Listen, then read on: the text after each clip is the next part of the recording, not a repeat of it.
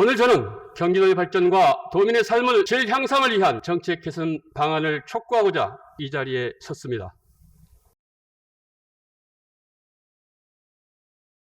먼저 최근 각종 안전사고와 무분별한 방치로 인해 문제가 되고 있는 전동 킥보드 PM에 대해서 질문하겠습니다. 저도 최근 전동 킥보드를 타보았는데 가까운 거리를 이동하는 데 매우 편리했지만 안전모 등 안전장비가 없는 경우가 많아 안전사고 발생에 대한 우려가 컸습니다. 현재 도내 31개 시군에는 총 전동 킥보드가 5만 99대로 그 숫자는 매년 기하급수적으로 증가하고 있습니다. PM 관련 안전사고는 올해 1월부터 8월까지 603건으로 작년 동월 대비 47% 정도 증가했습니다. 이에 본 의원은 안전하고 편리한 PM 이용을 위해 몇 가지 대책을 제안하고자 합니다. 먼저 무단 방치된 전동 킥보드 견인에 나서야 합니다. 무단 방치된 전동 킥보드는 보행자의 불편과 각종 사고를 유발합니다. 도로교통법 개정으로 PM 주차구역 설치 근거가 마련됨에 따라 PM 이용 수요가 많은 곳에 집중적으로 더 많은 PM 주차장을 설치해야 합니다. 아울러 경기도 내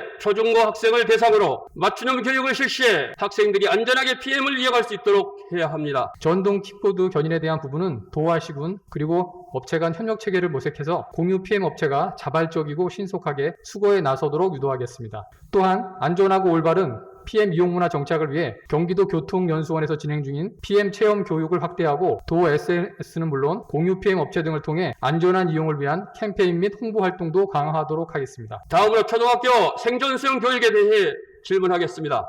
생존수영을 배운다는 것은 물에서 위급 상황이 발생할 경우 당황하지 않고 자신의 생명을 지킬 수 있도록 물에서 생존하는 법을 배우는 것입니다. 재난 시 곧바로 대응 능력이 발휘되려면 반복된 훈련으로 몸에 완전히 익혀야 합니다. 하지만 현재의 생존 수영 교육은 10시간으로 그나마 실기교육은 6시간밖에 되지 않습니다. 몸으로 익히기에는 교육 시간이 턱없이 부족합니다. 생존 수영 교육은 학생들의 안전 생명과 직결됩니다. 따라서 생존 수영 의무 교육 대상 학년을 확대하고 교육 시간을 늘려야 합니다. 생존 수영의 경우에는 과거에 우리 정말 가슴 아팠던 세월호 사건이 일어나고 이 부분에 대한 강조가 더 되고 있는데, 저는 적어도 경기도에서 학교를 다닌 학생들의 경우에는, 적어도 중학교 이상 졸업한 학생들의 경우에는 생존 수영은 좀 마스터해서 나갈 수 있도록 교육할 수 없는가 하는 점을 간부들과 지금 현재 의논하고 있습니다. 다음으로 경기해양안전체험관 활성화에 대해 질문하겠습니다. 지난 21년 7월 해양과 선박에서 일어날 수 있는 비상 상황에 대비하여 생존과 관련하여 안전체험을 할 수 있는 국내 최초의 해양안전 전문 체험관인 경기해양안전체험관이 안산 대부도에